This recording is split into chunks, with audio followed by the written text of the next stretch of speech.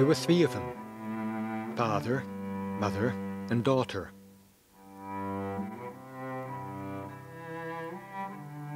She was still small when her mother died, and that was a sad time for them. Just her father and herself alone. He wouldn't show it though, the pain, the emptiness, the loss. Sometimes he was just far away, with her mother somewhere, she thought. She could never get near to him then.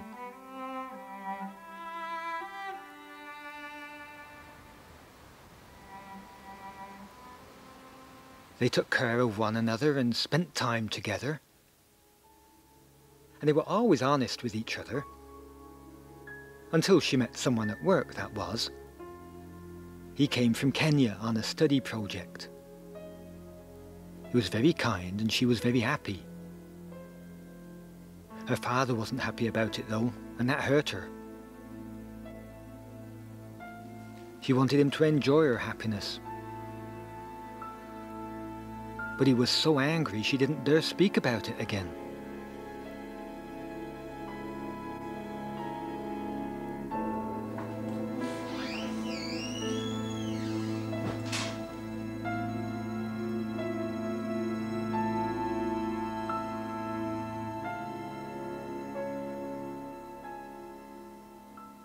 Here is commandment number 9. You shall not give false testimony against your neighbor. Or if you want the really short version, don't lie. Well, on the surface, this commandment seems insignificant in comparison to some, like don't kill, but you can't exactly call it small print, can you? In fact, it goes right back to when all the trouble first started. You probably remember the story featuring Adam, Eve, a serpent, and a tree with forbidden fruit. Well, though it's not mentioned often, there was actually another tree right there for Adam and Eve to eat from. In fact, there were many trees, all with fruit fit for eating, but this one was special, like the forbidden tree. It was called the tree of life, and if they ate from it and kept eating from it, they would live forever. Imagine, it was just standing there, the very thing people have dreamed of for ages, the stuff of movies, the elixir of life. And yet, they gave it all up for a lie as they allowed themselves to be seduced by the snake. Rather than seeing the snake for what it was, a kind of satanic speaking tube, Eve began to doubt God's honesty and ate from the tree with forbidden fruit. And after that, God expelled them from paradise. You see, if they'd have stayed there, they would most certainly have continued eating from the tree of life, and that would have resulted in a continuation of the state they had now entered into. In other words, the consequences of their choice to believe a lie rather than to obey God, the lies, the hurt, the pain, murder, tears, all of that would simply go on forever. So right from the start, God made up his mind to save us from that terrible ordeal by closing the gate to life on us. Throughout the beginning of the Bible, you see the life slowly draining out of humanity. At first, people lived to an incredible age. Some even reached almost 1,000 years. But gradually their lifespan shortened as the effect of that wonderful fruit faded. And in the meantime, God started a plan of salvation, a way out of the captivity of this lie and back to eternal life. Part of God's plan is embodied in this commandment. So let's look a little deeper into it.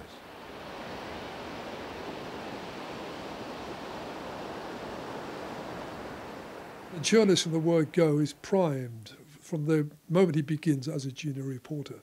He is programmed to look for the controversial. And all the way through my time in journalism, from the day I started, it was to understand and how to cultivate, how to encourage, how to provoke people into saying what you would want them to say to make a good headline. And that is what the media is about. It's about headlines. It's about sensationalism. And at freelancing in particular, where, of course, the more stories we got into the national papers, the more money we made. Well, from the news agency, I then was invited to join a national Sunday paper, for whom I did most of my freelance work. And then I did very much what I've been doing for some years, which was working on stories, which all of which had a common denominator, and that was something is to do with sex, is to do with sort of drugs or power, or someone's downfall, someone's grief. All the time, but once again, it was the sake of a headline. It might have been about wife swapping. One would have to pose as a potential wife swapper, encouraging people to say things that perhaps they wouldn't normally say and do things they wouldn't normally do. Again, it's really creating the stage. And in other cases, of course, it's buying people's stories. And in buying their stories, they're being encouraged to just embellish it a little bit, just to make it a bit more outrageous, so we were getting our money's worth. And once we bought people up in this way, and it could be perhaps, for a considerable sum of money in those days, you actually bought them. They would say what you want them to say. I had no regrets whatsoever about what I was doing. The attitude was, if I don't do it, somebody else will, and it was wonderful. And of course, when they let the facts interfere with a good story, the facts were conveniently forgotten or put to one side. The news was manipulated, and I was there to please myself. It was totally self-serving pursuit of my own happiness, and the damage I caused to other people because of the publicity, which in black and white is pretty startling. Once a person has been in the newspapers because of some controversy, their life is never, ever the same again. There's a sense of dirt that's been tainted by this business, and their lives are never quite the same again. But one never gave any concern about that. Reporters are like clockwork soldiers. They're wound up and they're set loose to go off and get a result. And I remember on one occasion there was in a woman's magazine a tagline on the front page which read, "Are you married to a rapist?" And at that time there was on the loose a serial rapist, and this magazine article was there to exploit this pretty sad situation. And the feature they carried posed questions to the women readers, saying, does your husband look like this? Does he do this? Are you married? Could he be a rapist? Once again, simply to get a headline that sells at magazines. And it's again with newspapers, exactly the same ploy is used. There are endless examples. It is all about sort of creative imagination. The tragedy is that much of it is quite sharp thinking, but it's all for a negative, destructive purpose. That is the sadness of the media.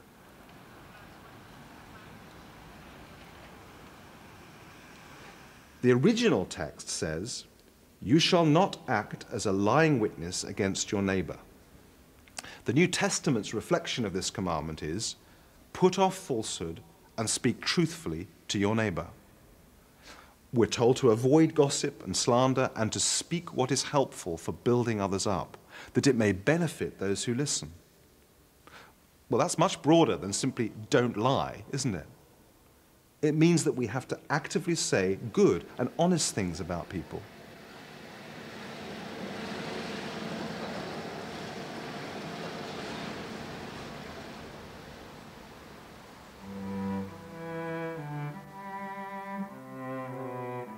After his study project, her friend went back to Nairobi. They promised each other to write, but her letters were never answered. She was disappointed not to hear anything more from him, and in the end she just gave up writing.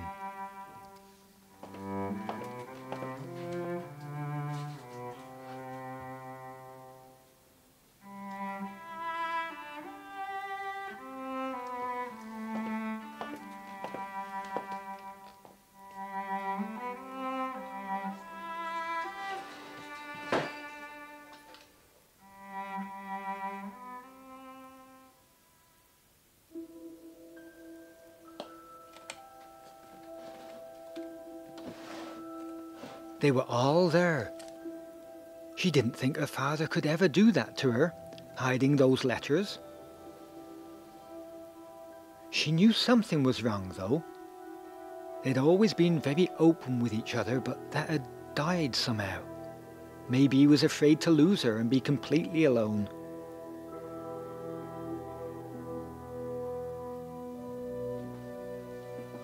She didn't dare tell him what she knew, and in the end she just couldn't stand it any longer. They were both living a lie and she needed to escape.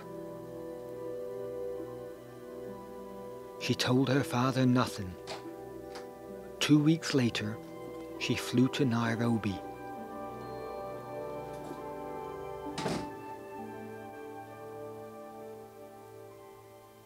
So what about some examples? How about politics, where the good of the people so often takes precedence over the truth? Part of a politician's skill seems to be their ability to convince people to trust them without the messy inconvenience of telling the truth. And what of the media? Sometimes we really shine as truth benders. Just the decision to show one aspect of a story, leaving out the rest for whatever reason, that twists the truth, doesn't it? The act of actually putting something on television for the entire world to see already makes it seem larger than life, and yet at the same time, it trivializes a sometimes appalling reality. The truth is bent because things are blown up out of all proportion. Let me give you an example of what I mean. When the United States Marines landed on a beach in Somalia some years ago to carry out a UN peacekeeping mission, their landing had actually been preceded by another one. The press had descended on that beach days before. They'd set up all their gear and they were prepared for this carefully directed live shoot of the arrival of the US troops. What on television news may have looked like a seriously dangerous landing was in reality a carefully scripted event designed by media people and politicians to get higher viewer ratings, good publicity, sympathy for the cause. Yet if we're honest, where would we be without the media providing us with our weekend portion of gossip served up in an endless stream of magazines and tabloids? And though gossip might be based on the truth, it's no less destructive than a deliberate lie. And too often, the sole purpose is actually to promote the teller's own interests, not that of the person being discussed. Worse forms of gossip are malice, slander, and backbiting, telling untruths about another with the express purpose of causing them harm. And how about judging prematurely?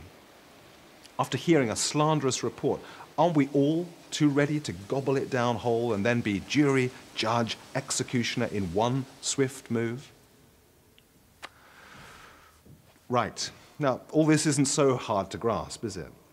We know about lying. It would be pretty hard to find someone who's an absolutely clean record where that's concerned. But let's be realistic about this. If we're not supposed to lie, that's fine, but how on earth do we define truth? Even Pontius Pilate, the Roman general responsible for the crucifixion of Jesus Christ, asked during the trial, "What is truth?" I don't think he was that serious about getting an answer, because later he nailed the one who said he was the answer to that question to the cross. 2,000 years later, a respected journalist once wrote this: "We cannot live in harmony with each other without lying. Absolute truth is neither expected nor required. Truth is negotiable, and all the better for it."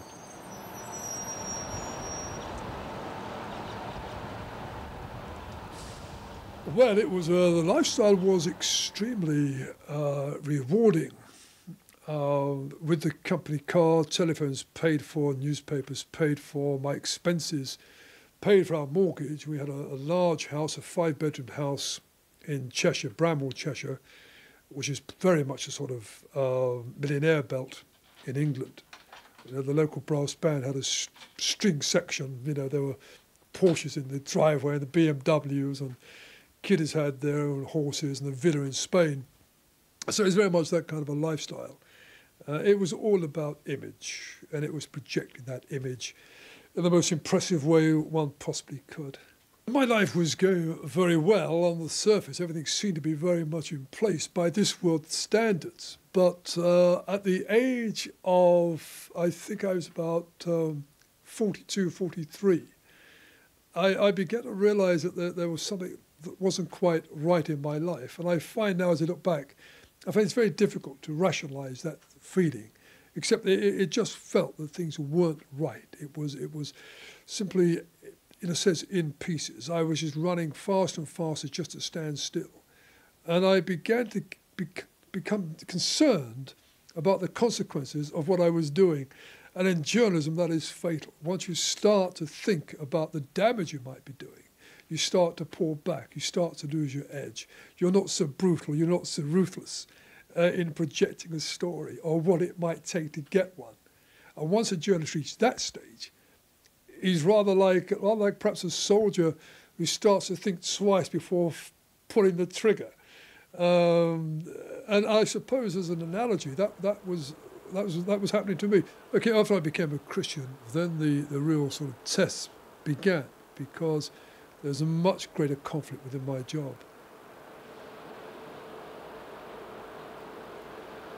I suppose our very limited perception makes it hard for us to fully grasp the concept of absolute truth. But then enter Jesus Christ, saying, I am the way, the truth, and the life. He claimed not just to know the truth, but to actually be the truth.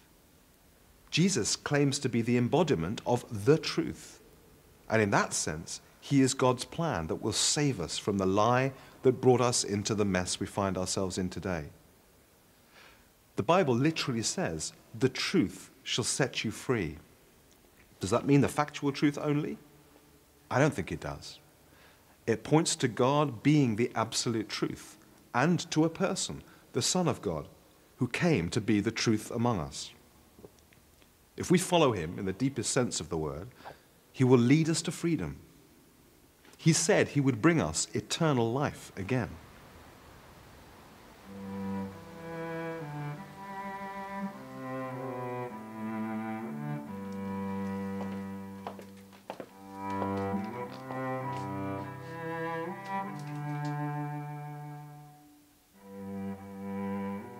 It took a lot of courage to write to him.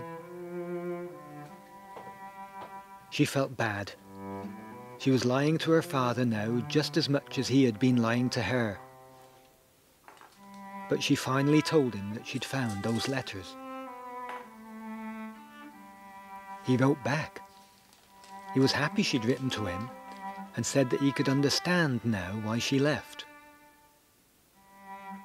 They can talk to each other again now. They exchange letters telling about their lives. He writes about the time after her mother died and how alone he felt. Well, that's something he could never do before. He's going to visit him next year, to meet the man she married, but most of all, to hold his new granddaughter in his arms. Well, there's no separation now. It's just a pity there ever was.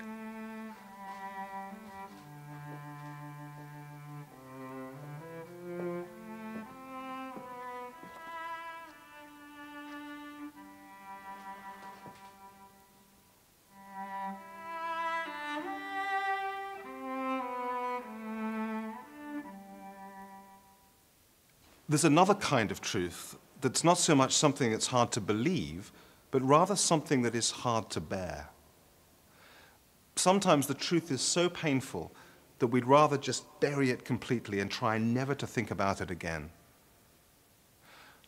I know a story of a counselor who was one day called in to help a suicidal lady.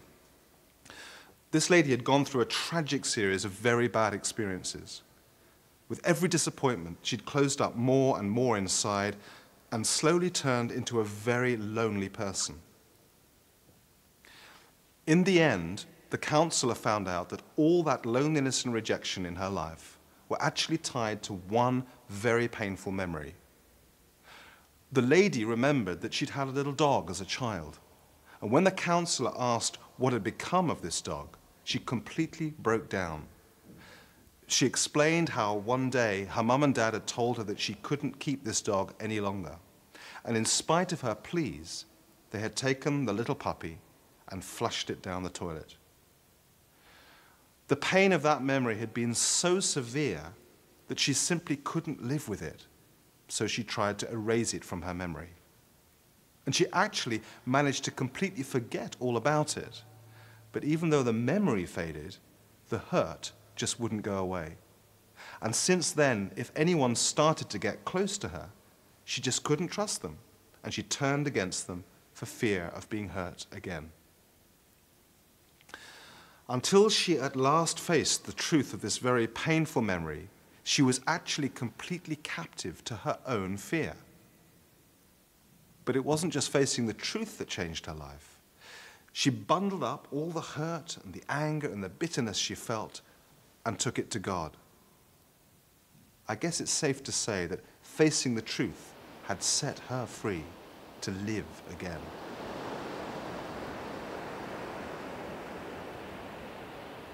I was sent off down to Cardiff to buy up a woman that she was the mistress of a soldier who had been convicted of murdering a woman.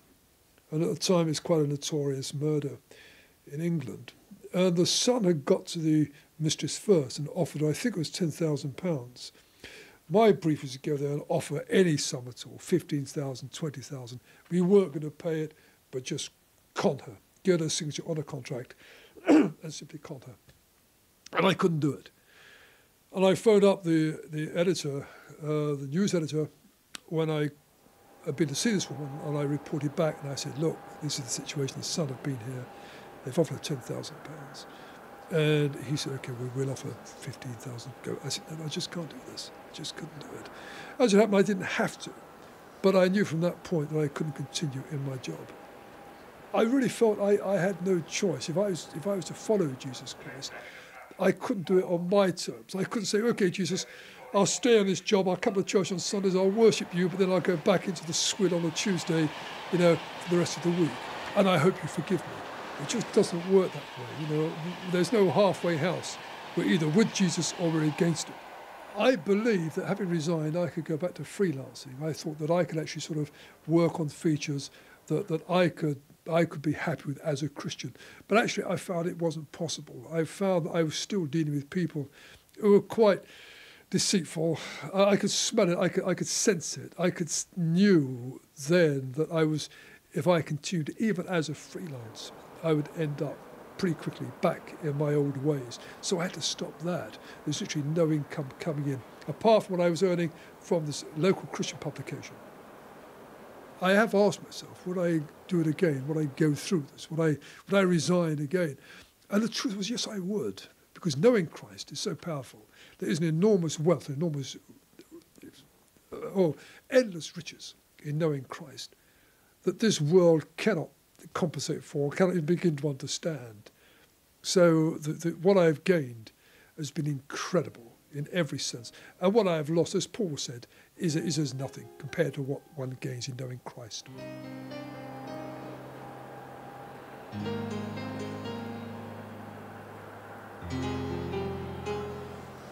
So what harm do lies do?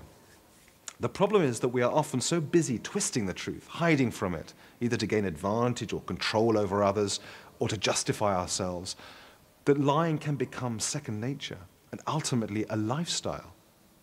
Eventually, we wouldn't recognize the truth if it leapt out of our cornflakes and introduced itself. Others notice this. Or rather, if we're reasonably good at acting, they may not actually notice it, but there will be something about us that somehow stops them from trusting us completely. Something that they just can't quite get a handle on. You see, trust is based on truth. And when truth goes missing, the foundation for any kind of meaningful relationship crumbles. Jesus gives us the power to let go of our self-preservation and to see ourselves as we really are. And then, when people begin to see that we have nothing to hide, that we mean what we say, and that we can be trusted with the truth, our relationships gain a solid foundation. It's vital then, for our own well-being, that we allow the truth to set us free.